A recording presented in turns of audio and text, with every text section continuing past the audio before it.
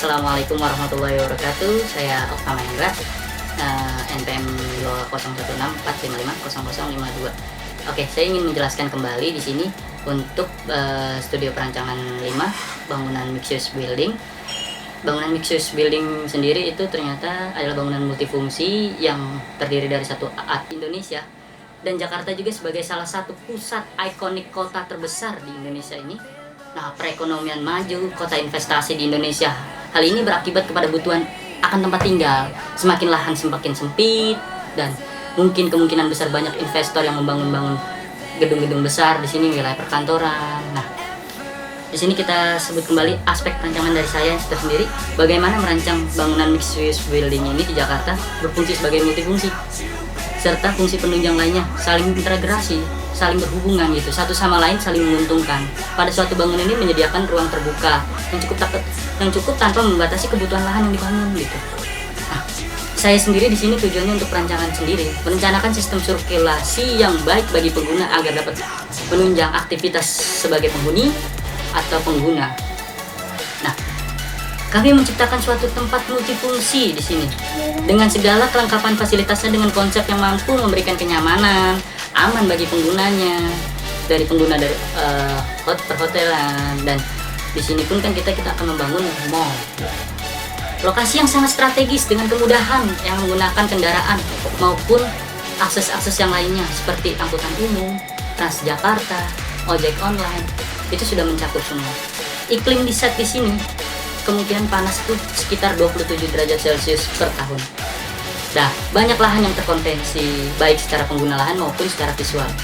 Nah, lokasi strategis dan banyak akses jalan umum kita bangun di sini. Nah, berada di kawasan yang tepat untuk membuat bangunan dengan fungsi komersial, perkantoran, hunian.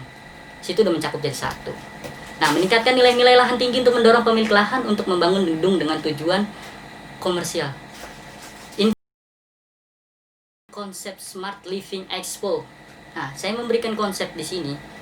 Smart Living ini adalah cara pandang pola pikir yang berlandasan paradigma kenyamanan, praktis, dan kreatif. Nah, Smart Living ini merupakan tren yang melibatkan kehidupan sehari-hari.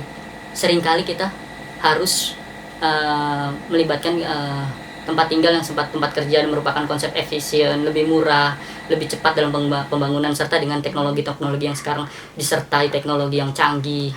Teknologi yang dapat mengurangi biaya, emisi karbon, menambah panjang umur bangunan.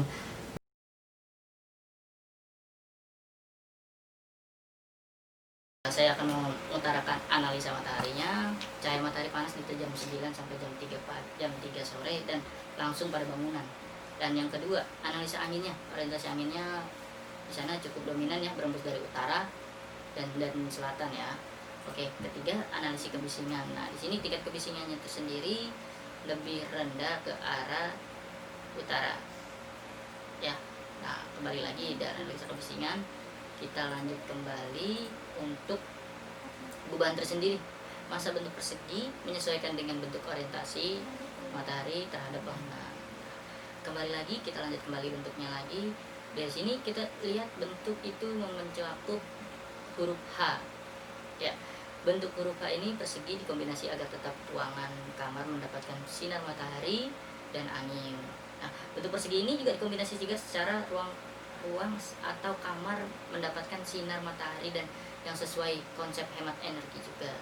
Oke, balik lagi masuk ke analisa fungsi. Nah, balik lagi di sini kita sebutkan kembali bahwa bangunan tersebut ini memiliki analisa fungsi tersendiri. Dari bangunan terbawahnya itu adalah shopping mall, dan yang kedua itu ada ruang office, dan yang ketiga itu ada hunian atau apartemen. Nah, di sini kembali lagi kita untuk mencakup penjoningan terlebih dahulu. Masa bangunan terletak di sini nyaris seperti lapak dengan pola persegi sebagai bentuk keselarasan dengan bentuk tapak. Kita kembali lagi di sini semi privat, publik, dan ada lagi kembali lebih privat kembali itu adalah di bidang office, publik itu ada di shopping mall, yang ketiga ada semi privat itu adalah di hunian. Nah, di sini saya sebutkan kembali UDP. Udah Pak, tinggal dicat, tinggal dipotong. Nah, kembali lagi bersama saya di sini. Untuk keterangan gambar tersebut saya berikan nomor pertama untuk lebih masuk kembali lagi. Untuk pengunjung masuk ke entrance, lalu masuk ke parkiran basement. Yang kedua shopping mall, pengunjung bisa masuk ke shopping mall, ke extend mall, lanjut lagi extend apartemen, in outnya kembali itu ke parkir apartemen, langsung viewnya ke taman. Oke.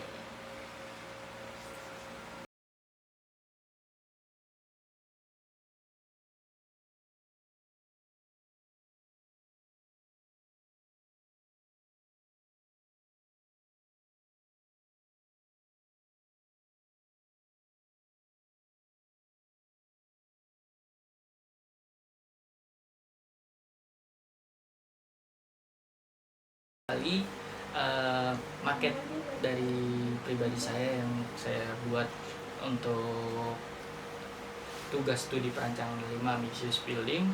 Di sini saya sudah menunjukkan bahwa bentuk market tersebut sudah memiliki mencakup apa yang saya jelaskan dan apa yang saya rancang. Adalah gambaran market yang saya berikan, dan ini adalah komponen-komponennya. Dari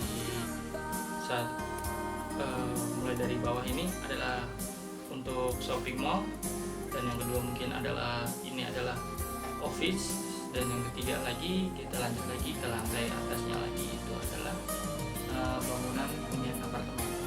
Di sini kita sudah memberikan petunjuk dari semua ulasan yang perancangan yang saya sebutkan tadi. Bangunan tersebut sudah mencakup semuanya. Dari sini buat saya bangunan konsep smart living ini sudah memadai semuanya. Oke, baik lagi. Jadi kesimpulan yang saya dapat dalam perancangan mixed use building ini, bangunan yang saya rancang sudah memenuhi kriteria bagi si pengguna, penghuni, serta memberikan kenyamanan bagi pengguna juga, memberi rasa aman. Dengan adanya konsep semua bangunan yang smart living ini, bangunan pintar, memberikan daya tarik tersendiri untuk pihak penghuni atau customer. Dari saya cukup sekian, terima kasih. Mohon maaf bila ada salah-salah kata. Dari lubuk hati yang saya paling dalam, terima kasih, mohon maaf.